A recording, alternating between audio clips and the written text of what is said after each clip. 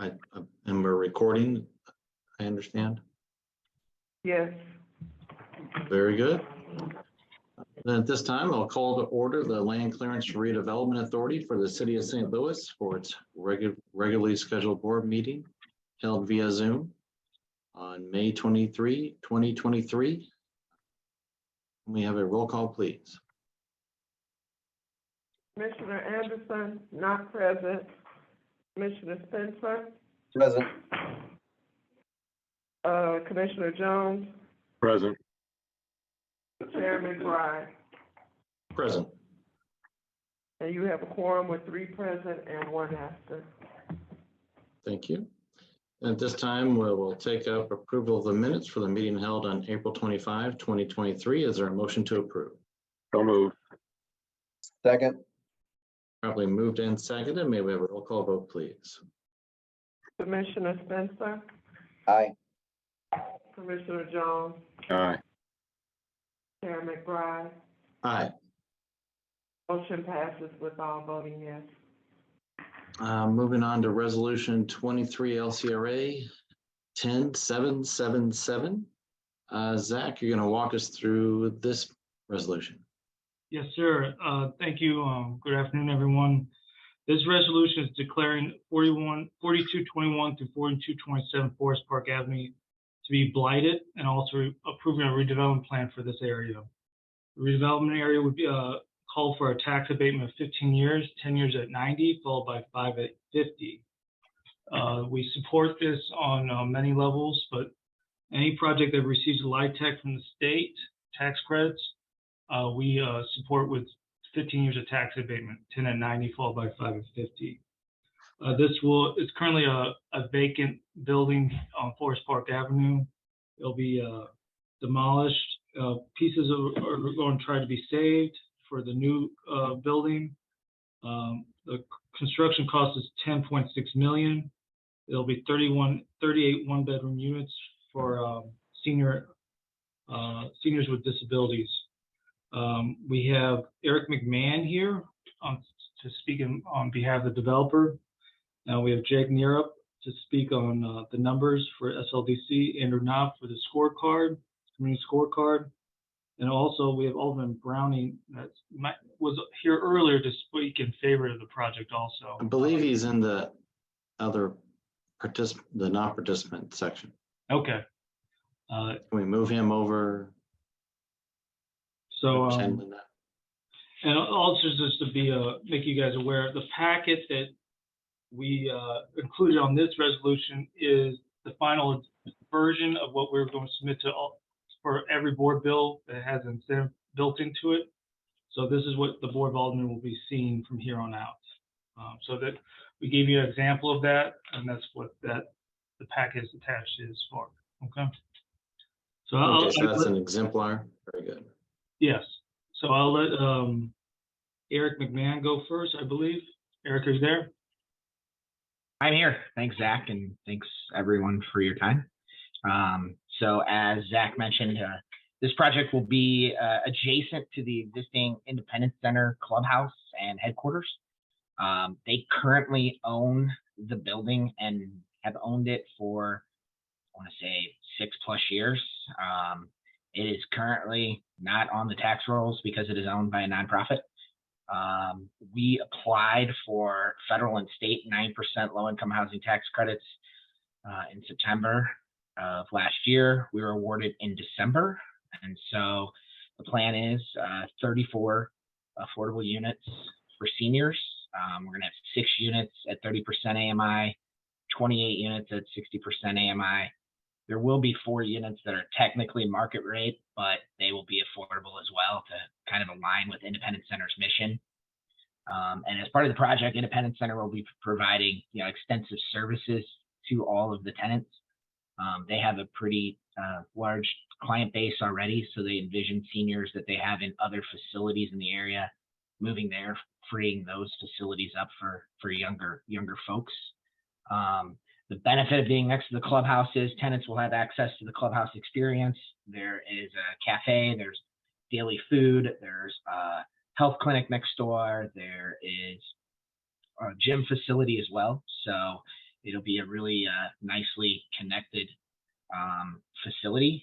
One thing to really mention is Independence Center won a $4.5 million award from the state of Missouri, kind of via Department of Mental Health, and it's ARPA funds essentially. So, 42% of the total development cost, which is around 10.6 million, is being offset by this Missouri State ARPA award. So we utilize the low-income housing tax credits to fill the gap on the project. Our hope is to, start construction fall of this year, and it'll take probably 12 to 14 months to build. Thank you, Mr. McMahon. How long has this property been vacant? I want to say that Independence Center bought it in 2016, and it was vacated well before that. There's still kind of remnants of the Allied photography in there, but I don't think it's been a meaningful building in 10 years or so is my guess. The building it's a weird building. It's a 2-story on the very front, but it doesn't go very deep. It's a 2-story, and then it's this long kind of 1-story building. Parapet walls are in bad shape, tons of roof leaks. So it's not in the best of shape to begin with. All right. Any questions for Mr. McMahon from the commissioners?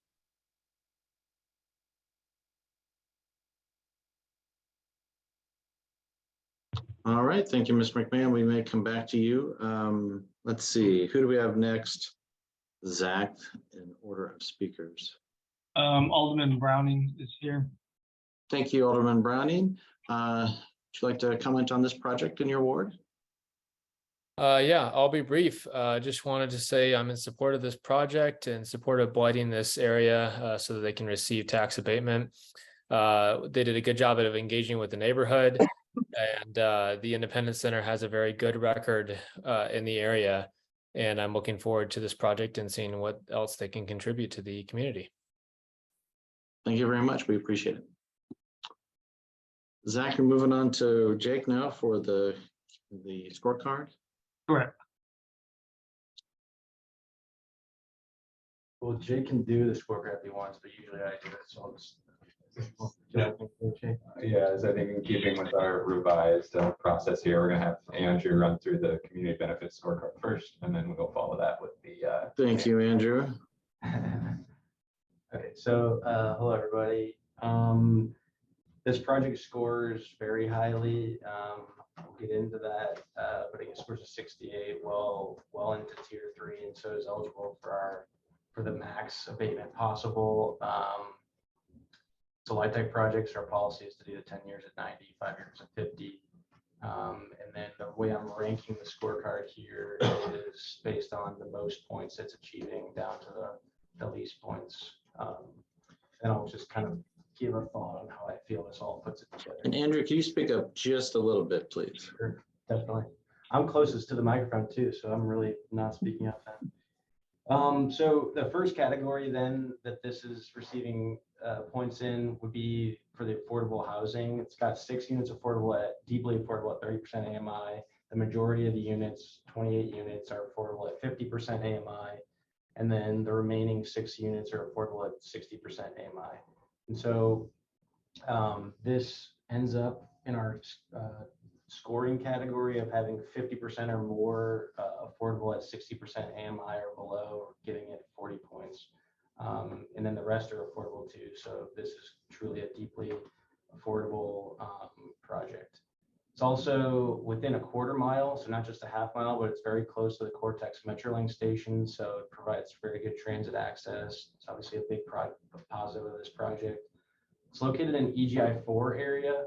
That may seem, so that's the second from the bottom. And so it's it's an established market. And I think that this is the type of project that we like to see in EGI 4 or 5 area where it provides some level of affordability. It's also located within those areas that have good public transit access. It's 5 points for that. It's also an old building, 1918 it was built, 5 points for historic preservation. It's located on the Forest Park commercial corridor. Again, we like to see projects such as this along our commercial corridors, or if it's residential near the commercial corridor. 5 points for that. The over $10 million capital investment gives an additional 4 points. And finally, as Eric was speaking on, in addition to state and federal LIHTC, they've received ARPA money from the state. And so that's kind of fits well with the spirit of our outside funding category of trying to achieve gap filling measures outside of just our city incentive. So 2 points for that. Total 68 points, well into tier 3. It's a great project. It provides affordable housing, and not just in general, but to seniors, near good public transit access along the commercial corridor, and it preserves historic buildings. So in total, I think it's a very solid project that we support. Very good. Thank you for that comprehensive analysis. Any questions for Andrew on the community benefit scorecard? Commissioner Spencer, I see your hand raised. Thank you, Chairman McBride. Just one question of clarification. I thought that this was a demo of the building and a new construction based on the rendering. I didn't see the building was in a historic district, so I don't think that's an issue, but I also thought maybe you gave the historic preservation points because they were going to reuse some of the materials based on the deconstruction of the building. But I just want to clarify what the actual project's going to be. Yeah, I'll clarify. It is a demolition of an existing building. It is not in a historic district, but we are working with Cultural Resources on the process for approving it, along with fitting in with the form-based code of the Central West End area. So that is correct. But that's not going to impact the final score or the abatement, but it's something I probably want to correct. Yep, oversight on my part. Sorry about that. That's all I have. Any other questions for Andrew? Hearing none, we'll move on to Jake's economic analysis. Good afternoon.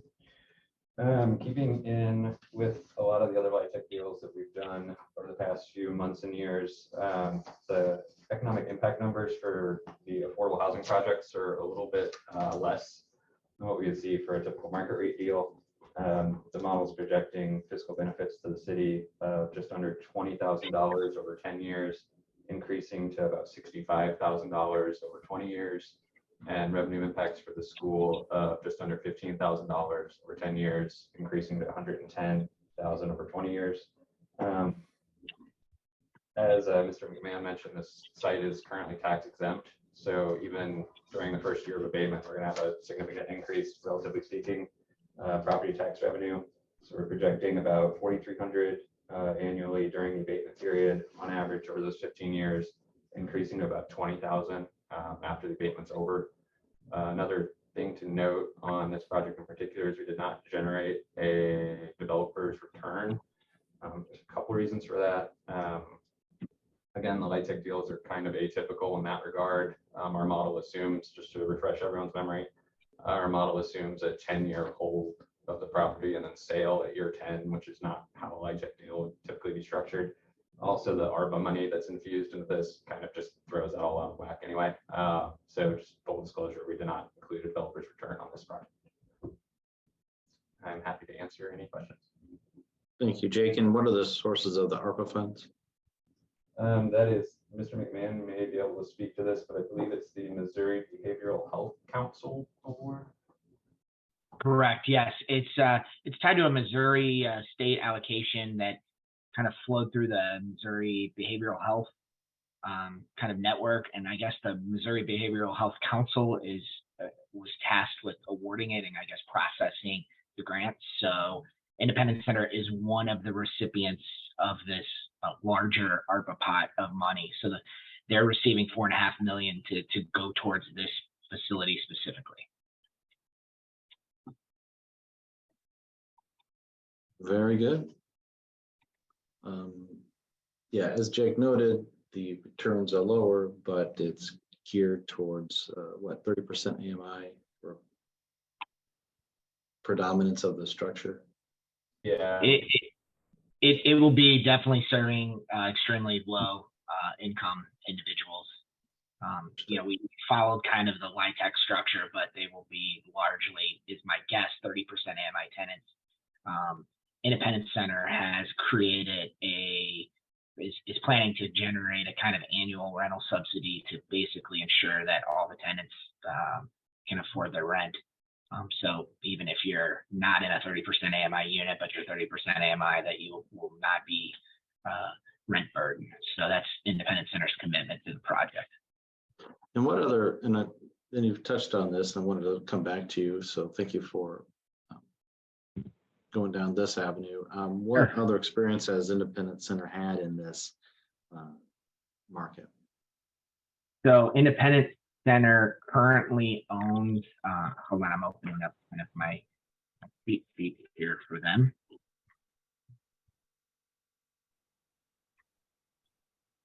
So they currently own 4 other properties, and it should be in the packet, I believe. I thought I saw it. But they run 2 residential care facilities, one called Newstead Place in the Central West End, which provides 24-hour care and oversight. And then they own another project called Jane House Stupp Apartments, which is in Overland, and that's a 15-unit residential care facility. And then they also have 2 independent living facilities, one called Laclede and Sarah Apartments, which is right around the corner, and that is a 20-unit fully furnished independent living situation. And then another one called Blomeyer Apartments in Maplewood, which is another 20-unit efficiency development. And so those projects have HUD rental assistance as well. So Independence Center is very familiar with operating HUD, restricted housing, income restricted processing. So they're kind of a quiet operator of facilities. This project is part of their plan to continue to expand and provide supportive housing to their network. Very good. Zach, do we have any other speakers? No, sir. Thank you. Commissioners, do you wish to hear from any of the other previous 4 speakers on this project? No, but Hearing none? Go ahead. I'll make a quick comment about, I've driven past Newstead Place for about 20 years. It's always been well maintained, and I think they are a benefit to the area. And congratulations on getting the LIHTC award and all the other funding sources. I know how complicated that can be. Congratulations. Thank you very much. And yes, you would know what their apartments are if you just by driving by. They run a very nice operation. And also one last point on the public engagement. I read the letter, and to work with the neighborhood on a project like this and to have so few concerns, it's wonderful. Good job on that too. And to get the accolades from Alderman Browning as well. Mm-hmm. Absolutely. Thank you much. If there's no further questions, then at this time I'd entertain a motion for approval of resolution 23 LCRA 10777. So moved. Second, request to previous roll. It's been properly moved and seconded with a request for previous roll. Is there any objection to that request? Hearing none, the motion passes and the resolution is approved. Good luck, Mr. McMahon. Thank you for your time. Thank you very much. Thank you. Moving on to resolution 23 LCRA 10778. Zach, will you walk us through that, please? Yes, sir. This resolution is a little bit different than we have done before. This is just a blighting study. It's not a redevelopment plan included. I'll let the map come up. All right, the streets aren't, there we go, perfect. The blighting study would be covering, it's basically Natural Bridge and Palm to the north, North Grand to the west, Martin Luther King, Jefferson, Cass to the south, and North Florissant to the east. There'll also be a donut hole of where NGA is, and there's some property to the west of NGA that's not included in this area. We're doing a blighting study by itself because the area is so large. And we'll be back to you later on, probably in October, November, once the neighborhood plans are fully adopted, and then we could include those neighborhood plans into the redevelopment plan. That's we would bring in front of you. within that redevelopment plan, we would talk about tax abatement and other details of what we usually discuss here in front of you. But the area we're covering today covers 3 neighborhoods. It covers most of all of St. Louis Place neighborhood, part of JBL, and a very small piece of Carr Square. So it's close to 850 acres. Within this area, 61% of the properties are vacant or conditions of vacancies. So that's a vacant land or vacant buildings. And 71% of the study area has declined in value over the last 12 years. So it's kind of a quick and easy resolution here. So I've been open any discussion you have. We have no other speakers. Thank you, Zach. Any questions for Zach on this resolution? Zach, just in general, what are some of the ideas that we might take forward with blighting this large of an area? Obviously, it makes a lot of sense, but just to give a little more context around what options we might have. We have, moving forward, this is an area we've seen very little development in. We have Chapter 99s west of here, west of Grand. We have a strong neighborhood in Old North east of here. We have development south of here, McCork Barron and Carr Square have development moving forward south of this location. What we see going on here currently is high vacancy, vacant land and vacant buildings. So that's the main reason we're focusing on this area, especially with NGA moving forward. We would like to see a more movement in this area development-wise, because the NGA has been announced for here and being built for the last several years. So we would like to encourage more development in this area. So this is the first step of the process. The second step will be discussing tax abatement, and this will just encourage developers in the neighborhood that we're moving forward with a plan. And with the neighborhood plans being adopted here in October, maybe later on and maybe early November, we can put that community engagement pieces into the redevelopment plan so they know the neighborhood is being heard and supported. So.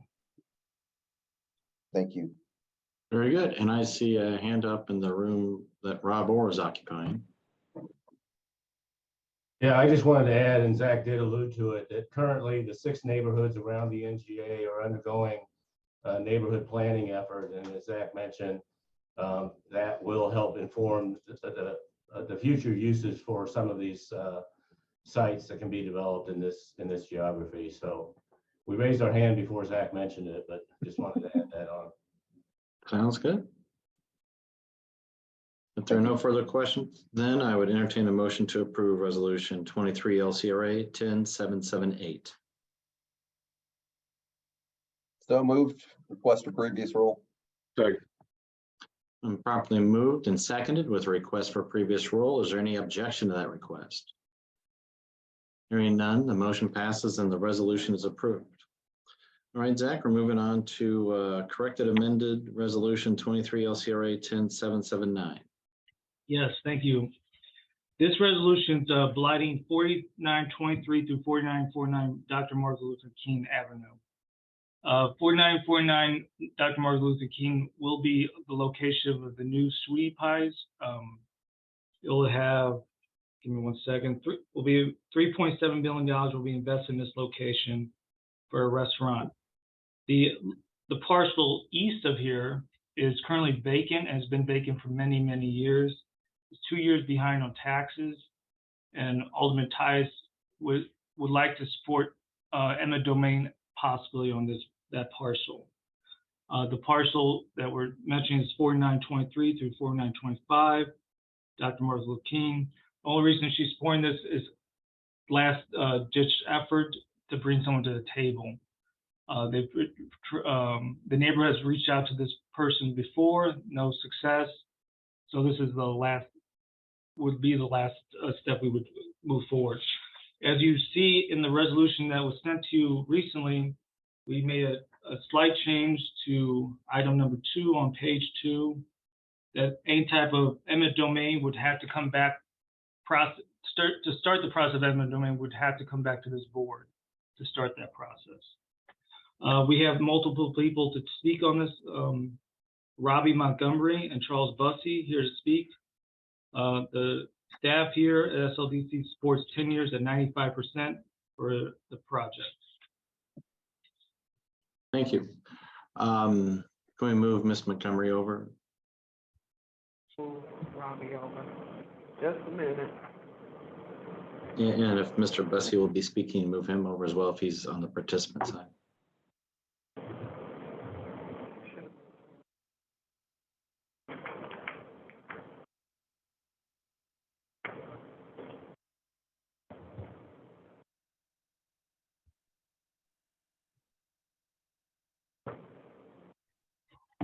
There she is. She's there. Thank you.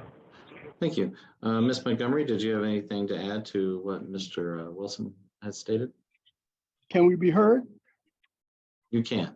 Okay, And go ahead. who's Rob. on the line? Robbie Montgomery and Charles Bussey. Thank you. Did you wish to add anything to what Mr. Wilson had stated? Not at this time. Well, most of you know that the reason for looking for this location was because Sweetie Pies was purchased by the former location at Del Mar was purchased by the Veterans Administration in order to expand the Veterans Hospital. And that's going to add probably another $400 million in development in the Grand Center area. So for the last year, Robbie has been looking for another location. And after looking at about 10 or 15 locations around St. Louis, finally found this property at 4949, which turned out to be, we think, a great location in terms of its basis. The building's been there since 1923. It was originally the Orbit Theater. And one of the things that was interesting about this building is that it's clear span, even though it was built in 1923, the building is clear span. Yes. Yeah, yeah.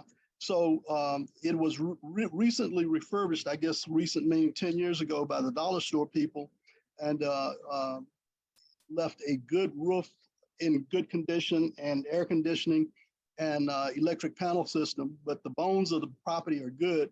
The building will also be enhanced because at Del Mar, we did not have parking.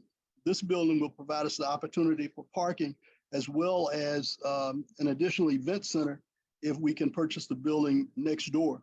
We spent probably close to $4 million on the property at Del Mar. We think that the property at this location, and the architect is just beginning the plans, will probably be about the same in terms of the total development cost. And we're in the process of doing that right now. The building has been acquired, so Robbie owns the building. We just would like to expand the opportunity to do more development on that block for the restaurant and restaurant-related activities. And are you seeking any other incentives from the city? Yes, we will be, but we wanted to finalize the capital stack before we made a request. We are in the process of doing that now. And what does your capital stack look like? We don't have one yet. Oh, We're in the process of finalizing the architectural plans and getting the bids, so we will know what the final cost looks like. well, okay. Well, that's your cost structure. Where do you expect to obtain, where are you obtaining your capital from? Well, Or what's your source of funds, stated another way? that's to be determined. We actually don't feel like that's going to be a serious problem, but we don't have a source as of yet other than Robbie's personal investment. Okay. Zach, are there any other speakers on this? No, there isn't. Do you have any questions from the commissioners for Ms. Montgomery or Mr. Bessie? Well, I don't really have a question. It's more of a concern.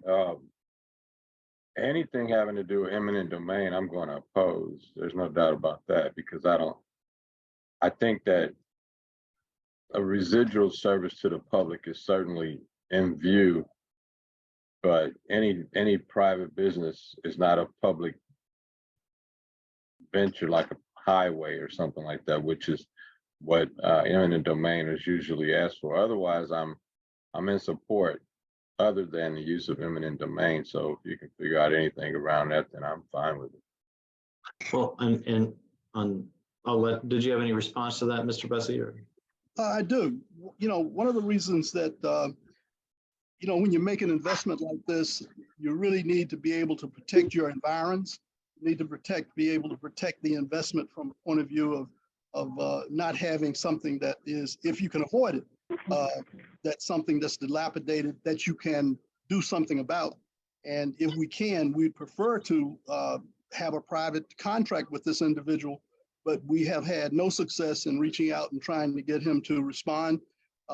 We've tried diligently for the last 4 months, and I do mean diligently. We've talked to real estate agents. We've actually gone to his house and knocked on the door and have not gotten any help. Well, to spend, you know, roughly $4 million next door, you certainly would like the property to keep looking like it looks now, and make that kind of investment if we can avoid it. I understand your concern, but this is not specific to you. The commissioners know I'm opposed to any eminent domain. There's I forget that drugstore on the corner of Skinker and Delmore where there used to be a gas station. That was taken by eminent domain. I thought that was a load of crap to take the guy's gas station if he doesn't want to sell it. And I don't think anyone should be forced to play ball, particularly when there's a private interest involved and not a community benefit at large. So I'm just letting you know, it's going to take a hard sell for me to agree to anything that has to do with taking someone's property or rather making them sell their property. Understood, Commissioner Jones. I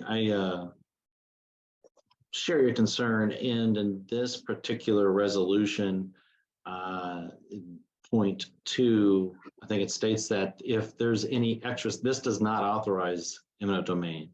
It just states that it may consider if there's any effort to authorize it, it'd have to come back in front of us on a new resolution for us to then consider just solely the merits of the eminent domain. That's why I'm giving a heads up.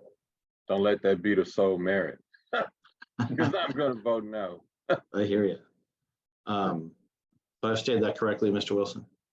Correct. Yes, sir. Okay, very good. Well, let me just add this to that in terms of the community's benefit as a result of this investment in this neighborhood. Obviously, the city is very concerned about the corridors along Page, along Martin Luther King. Every place Robbie has been, from Manchester to Delwood to Delmar, every place she's gone, the neighborhood has improved around her as she's made that investment. Tower Grove didn't look like that when she was the first restaurant to move in the Tower Grove area. Same thing in Delwood. We think that she'll have the same kind of impact in this particular neighborhood when the restaurant is opened up. I mean, we see signs of that progress right now with the Urban League's effort, and this will just simply add to that. In addition to that, probably 25 to 50 jobs will be created as a result of creating this business in that location where people could walk to work. In addition to that, some of the money that will go back into this property is money that she received from the VA buyout, and that's a part of the stack, but we have not finalized that. So we think there's a substantial investment that will benefit the larger community as a result of. Mr. Bussey, could you repeat that last statement, please? With regard to? The buyout? Oh, the Veterans Administration bought the previous location. So we would be investing some of those dollars back in this location. I mean, we have not finalized that, so I don't know. I can ask you a question directly if there's a more specific question. I just previously had asked the source of funds, and so it sounded like you're touching on source of funds. Okay, we don't have a finalized source of funds. Obviously, the buyout will not pay 100% of the cost of relocation to a new location. Is about completed? Yes. Commissioner Spencer, your hand's raised. I just wanted to add a little more context to the discussion around eminent domain, because I really agree with Commissioner Jones. But I also drove by the property this morning about 8 o'clock, and I completely agree with Mr. Bussey and Ms. Montgomery about making such a large investment without controlling a nuisance property next door. I did a little research, and Geo St. Louis has been vacant for, over 10, 15 years. It was condemned in 2010. It absolutely looks terrible from the street. These are the reasons why LCRA and the city of St. Louis, is here to protect the residents from those neighborhoods, to have to look at that blight on a daily basis. So, if it comes back to us, I think we should consider it. But I also think that a nuisance lawsuit against that owner is another option that should be considered. And I believe Legal Services of Eastern Missouri may be able to provide that service, and that might be a route to take too. I've been dealing with vacant properties in this capacity for almost 20 years, and the level of frustration that we go through trying to get owners to take action on their properties it's overwhelming and quite, most of the time disappointing. So in some cases, we've got to take hard action on people that aren't willing to improve their properties. So just wanted to add that to the conversation.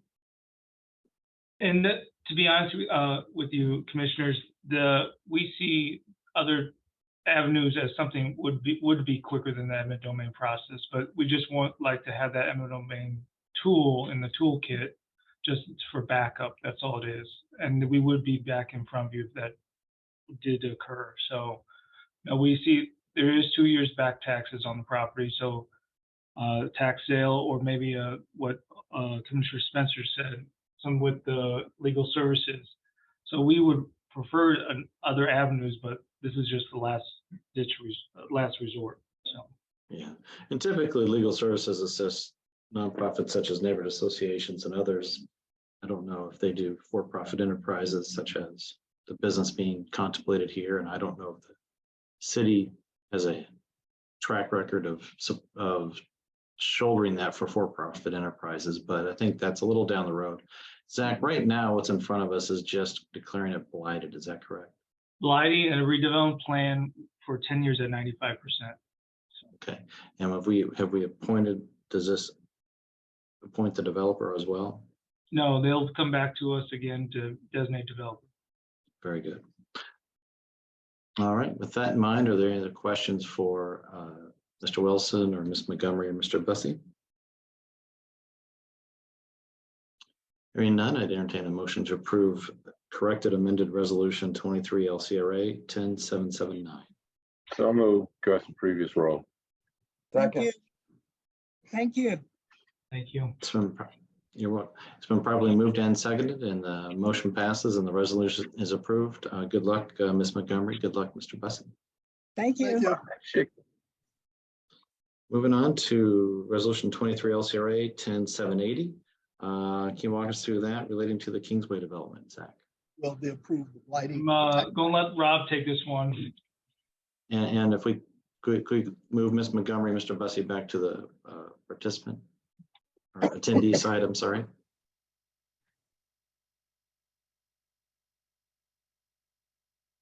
Linda, could you move Ms. Montgomery and Mr. Bussey back to the attendee side?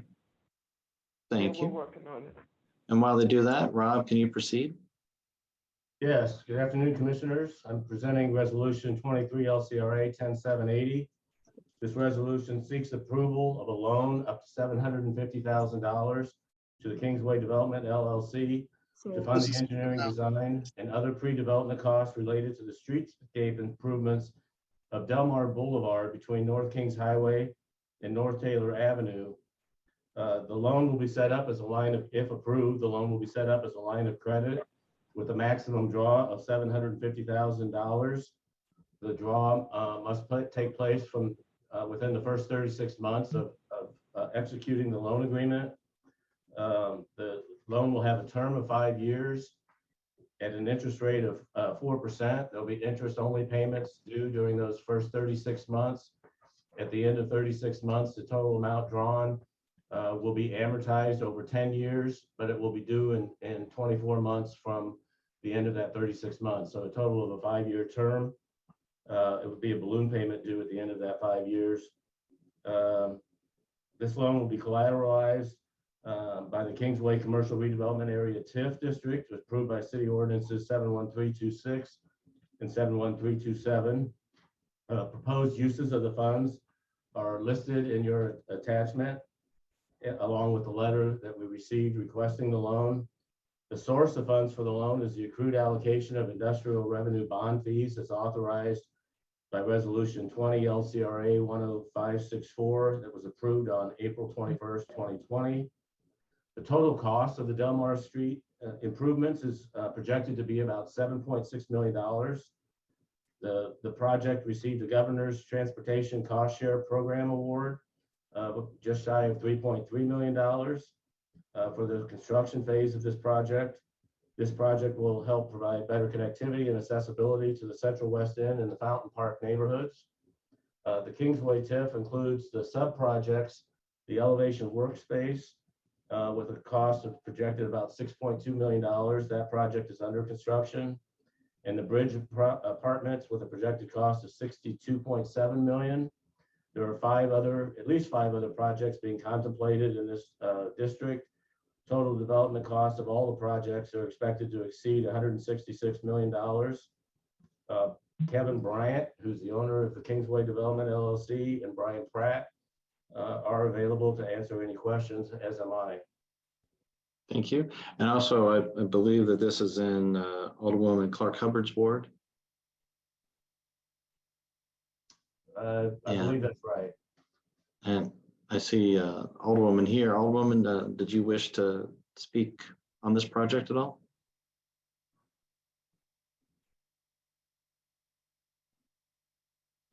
We can come back if you prefer. Mr. Bryant, could you add a little more color to what Rob Orr gave to us? And kind of give us an update on where you are in the project or projects, to be more accurate. Yes, can you hear me? I can. All right, thank you, Chairman. We're at a very, very exciting part of our project, and we finally get to break ground on Delmar. So we've raised a little over $7 million for the improvements of Delmar itself. Those funds go entirely into the street improvements. They don't go into any of our sub projects, which means that we have the opportunity to finally create a street diet to stop some of the drag racing down Delmar, wider sidewalks, bike lanes. Thanks to the governor's cost share, we can not only do new street lights, we can also do pedestrian level lights, which increases security. By improving Delmar like this, we can attract more than just the project that we're working on, even though we're over $156 million in planned projects. By improving Delmar, it attracts larger properties to take advantage of some of the additional vacancies along Delmar. So it's just a fantastic opportunity to move this project forward without placing that burden on the city. We've already secured our letting company, which is Kwame Construction. Our civil engineering is Abna. Community outreach is Vector Communication. Our landscape architects is Arbelo, and legal is Lewis Rice. So we are locked and loaded. The only requirement by the governor is we have to get to engineering level drawings this year. And in order to do that, we need to move forward as quickly as possible. We did not want to burden the city with asking for this bridge loan, but because this is a public improvement project and not a project that we can collateralize our land with for the banks, we were not able to get bridge funding through any of our lenders who are very supportive of the project. But again, we don't own the street of Delmar, so it was nothing to collateralize. So we think this is a great opportunity to show public and private, a functioning public-private partnership without any heavy burdening to the city itself. And Brian Pratt, who I believe is on the line, can speak to recourse and our timing for repayment. And if there's any questions about the bridge, which is our larger project, he can speak to that as well. I think that a lot of people have questions on those. So Mr. Pratt, if you would speak to those issues. Where would you like me to start, Commissioner? Well, let's start with the where Kevin left off. So let's stay on the loan itself, and then we can move on.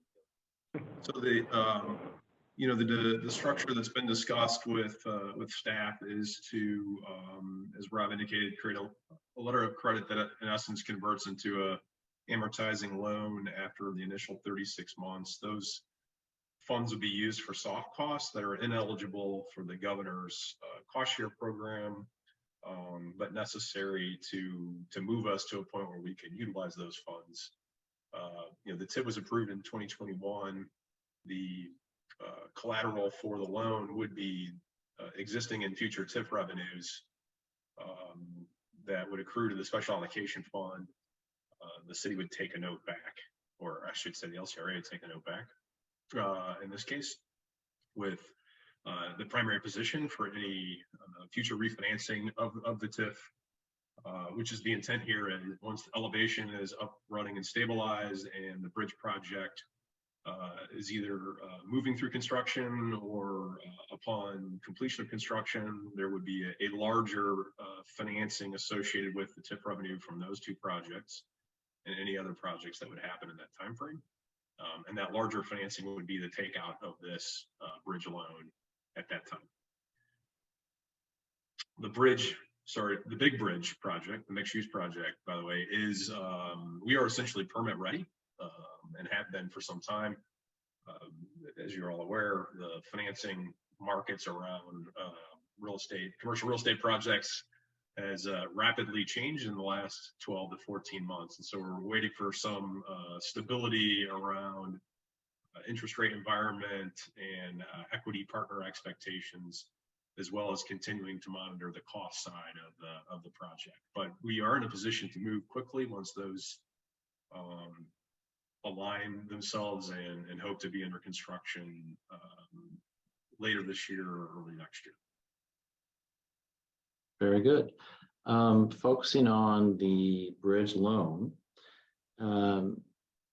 as I understand it, the uses you intend to have this go to are listed on page 3 of Mr. Bryant's letter. Is that right? That's correct. And so, just as far as envisioning how this will actually work in practice, do you anticipate like invoices that will be submitted to the? You're not going to be taking out the entire 750 in one shot. As I understand it, we're going to be. That's correct. Yeah, there invoices and taking. There would be invoices that would be submitted. There would be some at the closing of the loan, if you will. Existing invoices or invoices that are necessary to perfect the TIF note and agreement, costs associated with that, and then going forward as design would proceed, those invoices would be submitted as incurred. Obviously vetted to ensure that they're TIF eligible, which we, the proposed list, we believe those costs should be TIF eligible, but those would be obviously double checked. And then there would be a drawdown of additional funds on a rolling basis, not to exceed $750,000. It's possible we may not use the full 750, depending on the final cost as well. But. And then with regard to security, that is, as the TIF itself starts to generate funding, then the first dollars go out of that to pay off this bridge loan until the bridge loan is fully paid. Is that correct? Yeah, either until the bridge loan is fully paid or until such time that another financing takes place that would pay off the loan. Which is the intention here would be to have a larger TIF financing that would pay off the note that LCRA holds and be replaced with that financing note holder. Very good. But in the interim, you're correct. Any and all revenue that goes into the TIF special allocation fund would be used to pay the loan's expenses. And is there a time frame on expenditure of funds for the governor's award? Since those are hard cost reimbursements, they probably won't take place before spring of 2024. The first 6 months we foresee is just planning, securing our everything from our civil engineer, our landscape architect. We have to still do community engagement, see what the community would like to see on both sides of the street of the street. And we don't foresee, at least the estimates that's been given to me so far, getting through with planning prior to December, which is also part of the reason why this bridge is a big help. If we had to wait till the funding as it sits to get started, we could probably not even be getting started prior to 2024 spring. But with this bridge, we can start our planning now and continue our hard costs on schedule early 2024. Mr. Orr, I believe your hand's up. Yes, thank you. I just would like to add that, this is rare for a developer to take on this level of investment in private or in public streets. Normally, we'll see some improvements made to the sidewalks, maybe immediately around particular developments, but to see someone actually put $7.6 million into public roadway improvements is rare. And, as Kevin mentioned, this will help attract other investment in this area. And, as I think about it, one of the goals that I'd like to see of the city is to eliminate the terminology, the Delmar divide. And this is one of those projects that can go a long way towards helping create that development that we have long sought in North St. Louis, and can be a real catalyst for tremendous growth going forward. So I appreciate Kevin Bryant's stick-to-itiveness on this project. He's been working on it a lot of years and a lot of hurdles, and I think this is a great investment. Absolutely. Yeah, I think I commend Kevin and Brian for taking on the streetscape in this, and to the extent in dollar figures that you have done so and are going to be doing so. And for me, that's one of the factors that militates in favor of this bridge loan, which is in addition to, which is also irregular. And so I just want to note that one of the factors that I'm considering is this improvement of the streetscape, which is in dire need of it, by the way, I think, as you noted, Mr. Bryan. But I would also ask that, to the extent that we can accelerate any of these timelines, that we do so that we can maintain the momentum that you have, and that we can assure that the expenditure of these funds for this bridge loan are then used to keep that momentum going and get this project to completion. Any other commissioners have any questions or comments? I would just say that my question would have concerned community engagement, but I heard Kevin mention that. I know a lot of times development looks good, but for people in Fountain Park, maybe they don't care about bike lanes. Maybe people on bikes need to stay out of the way of cars. Kind of like on Union. Understood. I agree. And I would that's just by example. No, Commissioner, I would agree. But just to back up your point on community engagement, it's been a huge undertaking. That's why we're taking on Vector as a part of this, because we have to satisfy both sides of the street. That street also touches Central West End. So Fountain Park and north of Delmar had been my mission, but Central West End was very vocal and supportive, but they had, input as well. So community engagement is huge, and that's part of the reason why we want to get out in front of it and make sure everybody's heard. Thank you, Mr. Bryant. Commissioner Spencer, see your hand raised. Thank you, Chairman McBride.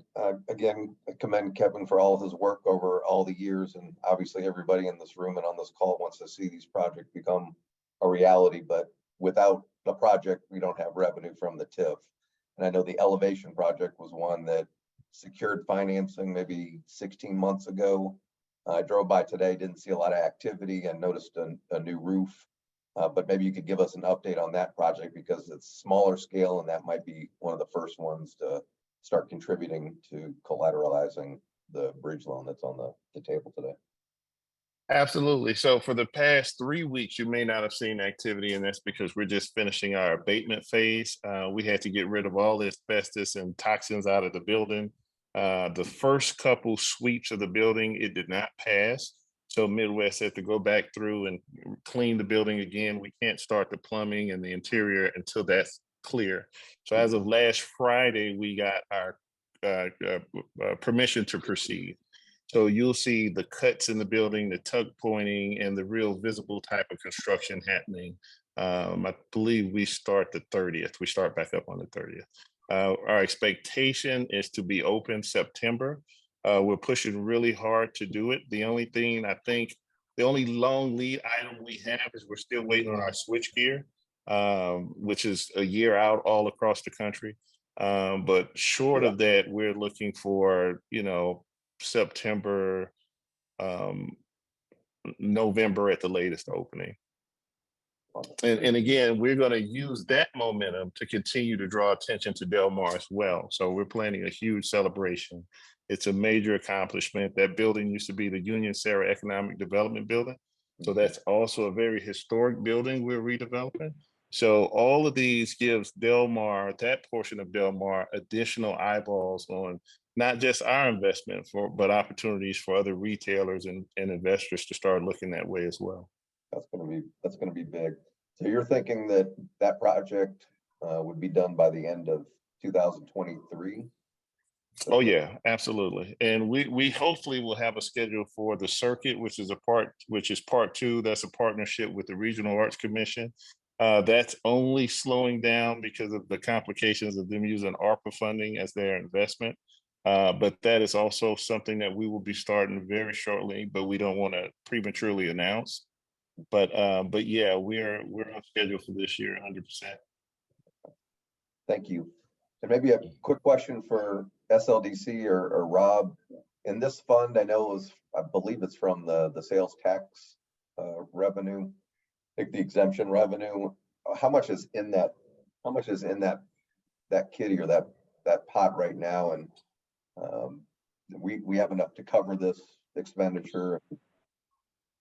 I believe it's, I believe this TIF is a property TIF, not a sales tax TIF. Is that correct? Or is there both components? I think the money for the bridge loan is based on the sales tax exemption.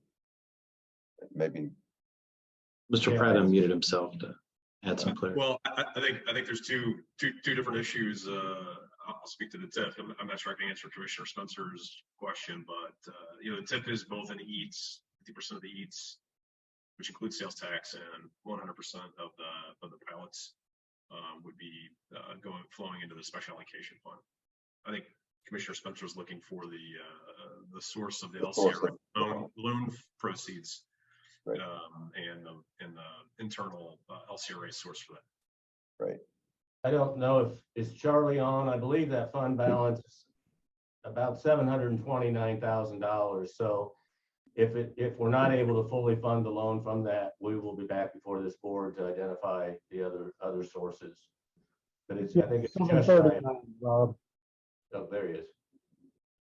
I'm sorry, Charlie, what did you say? 739. We're almost there, and I think there's a couple that are pending. So we anticipate getting there fairly easy. And if not, like Rob said, we'd come back and report to you that we might need to do an LCRA bridge of another source, but we don't anticipate that. Very good. Thank you, Charlie. And, I would also note that the loan itself anticipates an interest reserve, and there is a fee associated with it. So as the monies are drawn down, a portion of those immediately get returned back as well. So that may help the cash flow situation. very good. And thank you, Brian and Sean, for when I didn't hear your question, I think I got us down the wrong track. So I appreciate both of you covering for me. Any other questions? Alderwoman Clark Hubbard, I want to make sure that if you had some comments on this, that you had a chance to be heard. She's in the text.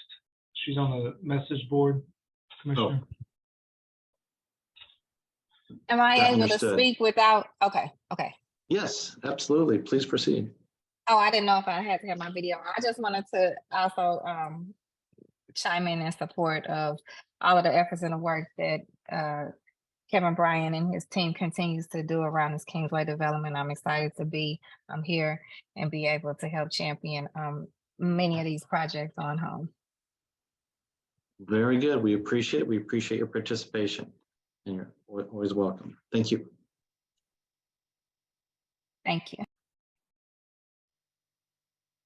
With that, is there anything else from the commissioners? Is there anything else they wish to hear on this matter? Hearing and seeing none, I will at this time entertain a motion to approve Resolution 23 LCRA 10780. So move. Request for previous roll. Second. Very good. It's been moved by Commissioner Spencer with a request for previous roll and seconded by Commissioner Jones. Is there any objection to the request for previous roll? Hearing none. There was an objection. Request for previous roll. Oh, you said objection. I'm sorry. No. There's no objection, correct? There is no objection, Your Honor. Thank you. At this time, the motion passes and the resolution is approved. Thank you. Good luck. Thank you, everyone, for your continued support of this project. Absolutely. You take care. All right, we're moving on to 23 LCRA 10781. Can you walk us through that project regarding the Florida League? Yes, sir. This is kind of something similar we do and a couple other ones with construction sales tax. We already designated this as developer for Simmons School back in 2022. This board approved that parcel development agreement. What was coming back to you on this resolution is the issuance of taxable industrial revenue bonds for this construction sales tax. To refresh your memory, this is 58 units and 1,700 square feet of retail space in the Olson School in the Ville neighborhood. It's not too far from Tandy Rec Center.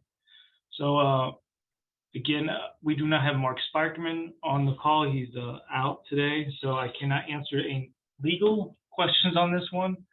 Maybe David Meyer can answer a few, but the expert is not here. But this is just allowing for construction sales tax to move forward for this project.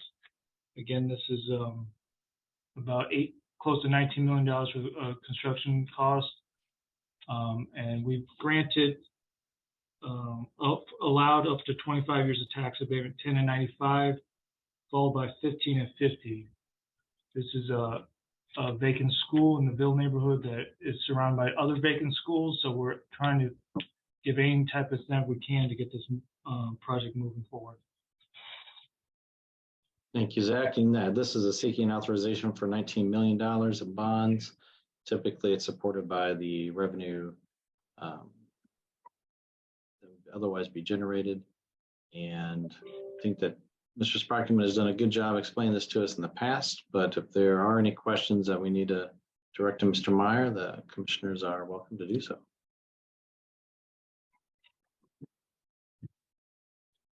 All right, any further discussion on this resolution for the commissioners?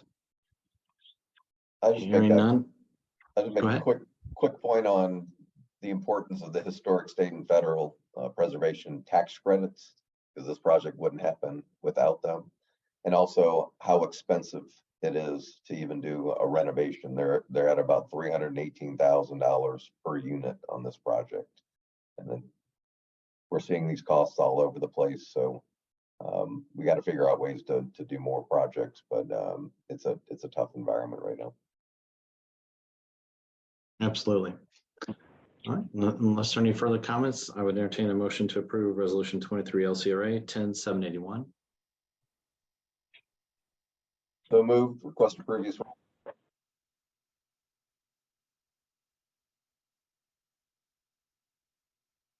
Is there a second?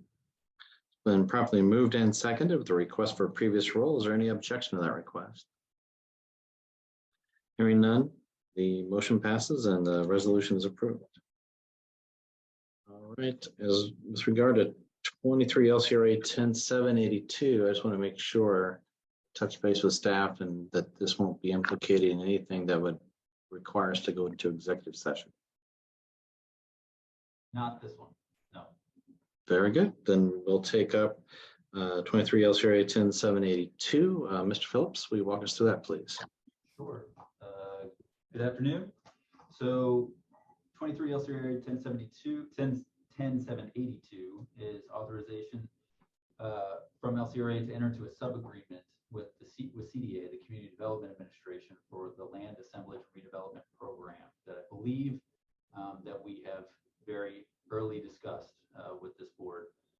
But just a little bit of background. Again, the city has been awarded through ARPA, the State and Local Recovery Act funds. A certain amount has been allocated related to a proactive land assemblage and redevelopment fund, and that's what this is for. It is coming through the Community Development Administration through to SLDC for these activities. And really the purpose is to get more proactive with identifying potential redevelopment sites, acquiring properties that have been long vacant and are detrimental to the area, to put together larger redevelopment opportunities for various initiatives, and to remove some of the blight in these communities. So some of the typical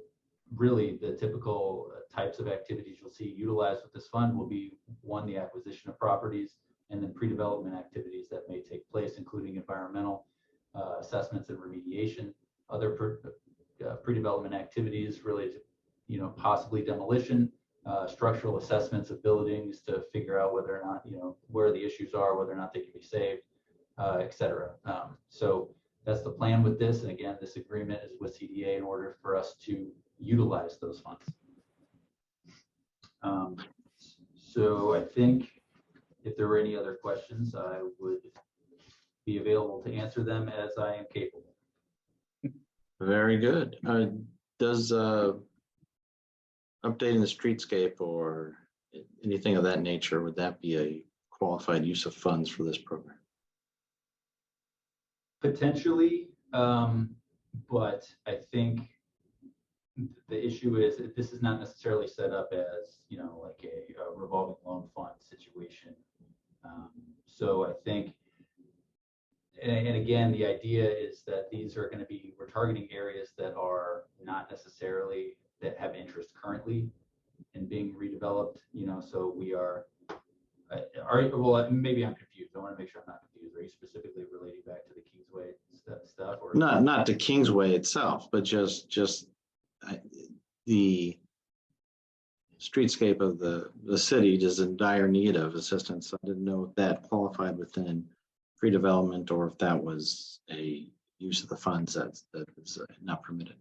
I would say in general, no, that is not anticipated as a potential use of these funds at this time. I mean, if there was something that might be necessary in terms of getting a site ready or shovel ready for redevelopment, maybe, but I would say in general, no. Understood. Any questions for Mr. Phillips on this resolution?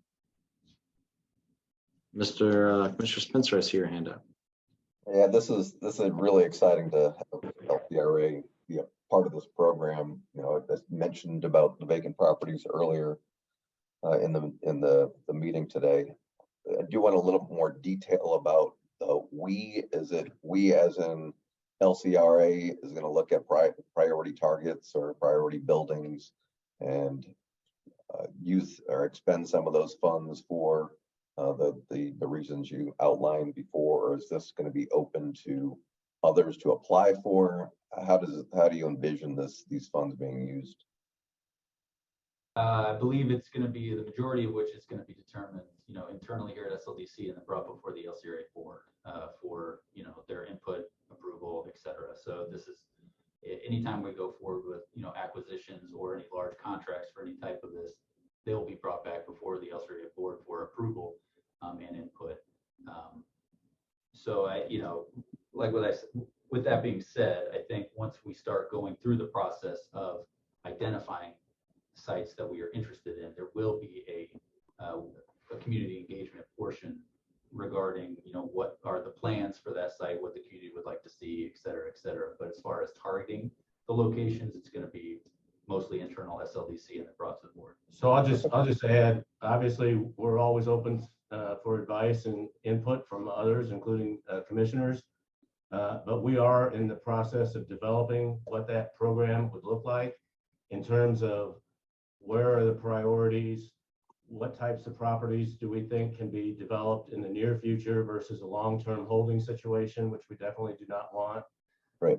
We will also, create a checklist of things that we need to go through before we determine whether to move forward on a property or not. Like, does it have significant potential for environmental costs that, can skyrocket in a real hurry if you're not aware of what those would be? And as Peter said, we will bring back any of those acquisition decisions to this board in executive session, most likely, as it involves real estate acquisition. But we will generally, and we already have, a number of items identified or a number of properties identified that we'd like to focus on, but it's still evolutionary. Yeah. Yeah, it's great to have a list, but if you don't have any money to do anything, it really doesn't matter. So this is great, and this just goes to show the progress that we're making about being proactive, about taking some responsibility. And do you see that? Is there any expiration date on these funds? When do the funds actually need to be used? So we have to identify by the end of 2024 what how we're going to obligate those funds. Okay. And we have until the end of calendar year 2026 to actually expend those funds. Okay. Now, I think that's a very, very conservative position that the city has taken, that obligation means specifically identifying, contracts, what properties, ARPA funds are used for a lot of other purposes as well. But going with that determination that the city has made, our objective would be to identify all of those properties and probable expenses by the end of next year in order to expend the funds by the end of 2026. Our goal is to move quickly, and try and hopefully this will serve as we're not quite sure about the legalities of it yet. We're still looking into it. Peter mentioned a revolving fund that once we sell a property that we have purchased, stabilized, maybe made some minor improvements, turn around and sell it, we'd like to repurpose that money for another similar type project. But we're not sure if that's going to be permitted. We're hoping it is, because otherwise I think we'd be required just to give the money back to the federal government, and they don't know what to do with it. So we might as well spend it here. Yeah, agreed. Thanks for all the background. That really helps me understand it. And, obviously, taking into consideration the holding costs and those things are going to be really important. It's not just about buying the property, it's what we do with them afterwards. Thank you. Very good. Any other questions on this resolution? Hearing none, I'd entertain a motion to approve Resolution 23 LCRA 10782. So move. Request for previous roll. Second. Properly moved and seconded with previous roll requested. Is there any objection to that request? Hearing none, the motion passes and the resolution is approved. Understand that the next resolution that deals with acquisition of properties, and that we are been asked to go into executive session to discuss this. Is that correct? Yes, we'd like to go into executive session before returning to address 10783. Very good. At this time, then, I would entertain a motion to go into executive session for the reasons that Council David Meyer will supply.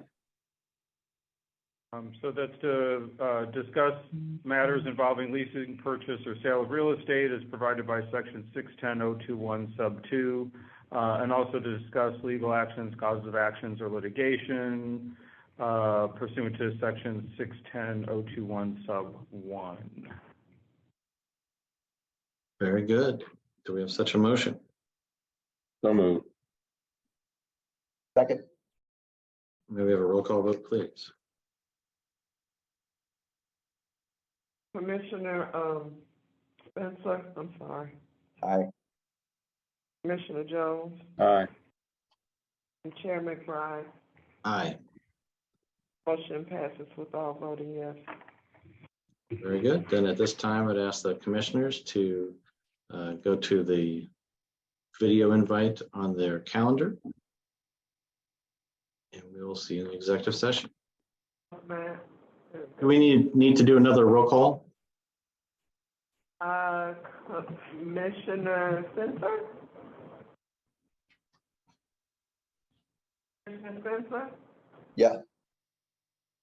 Aye, you're here. Oh, aye. You're I didn't hear you present. call You're it. present. Sorry. Thanks. Mr. Jones? Present. Commissioner Anderson not present, and Chair McBride. Present. All right, we're taking up resolution 23 LCRA 10783. Mr. Phillips, you walking us through that? Yes, correct. So 23 LCRA 10783 is an authorization for LCRA to enter into a subrecipient agreement with the Community Development Administration, CDA. Again, but this one is specifically for the former Killer property acquisition, stabilization, and maintenance.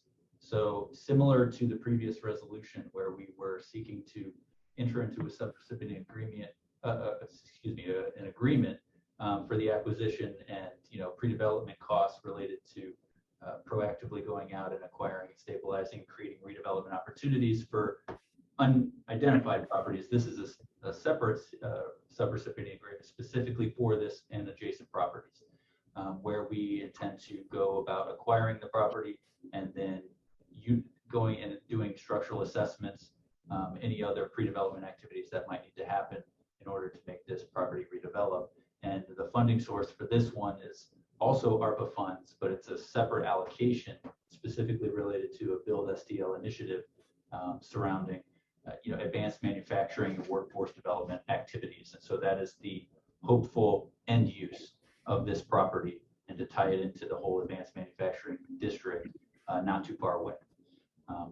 So again, it's very similar activities and processes for the other subrecipient agreement with CDA, but this one is specific to this property and this property only. Very good.